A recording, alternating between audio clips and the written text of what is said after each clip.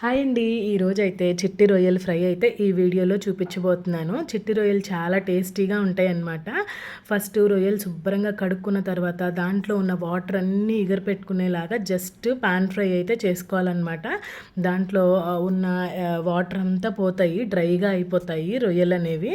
ఇంకా ఒక పాన్ తీసుకొని దాంట్లో కొంచెం ఆయిల్ వేసుకొని చెక్క లవంగా వేసుకున్న తర్వాత కొంచెం ఉల్లిపాయలు పచ్చిమిరకాయలు సన్నగా కట్ చేసి వేసుకోవాలి. ఇక్కడ ఉల్లిపాయలు అయితే మంచిగా గోల్డెన్ కలర్లోకి వేయించుకునేలాగా వచ్చేలాగా వేయించుకోవాలి. అల్లం వెల్లుల్లి పేస్ట్ 1.5 స్పూన్ అయితే వేసాను.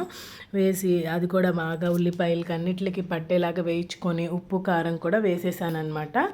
వేసేసి మనం ముందుగా ఉడకబెట్టుకున్న రొయ్యలు అయితే డ్రైగా అయిపోయాయి అని చెప్పాను కదా, అస్సలు అయితే వాటర్ ఉండకూడదు అనమాట. డ్రైగా వేపేసుకోవాలి బాండీలోనే.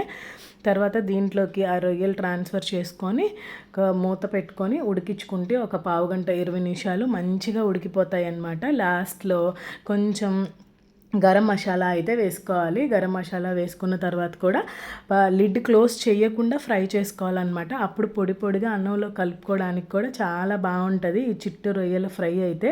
ఒకసారి నేను చూపించిన సింపుల్ మెథడ్లో అయితే బిగినర్స్ కానీ లేకపోతే వంట రాని వాళ్ళు కానీ రొయ్యలు ట్రై చేయని వాళ్ళు కానీ ట్రై చేయండి, చాలా బాగుంటుంది. Thank you for watching video.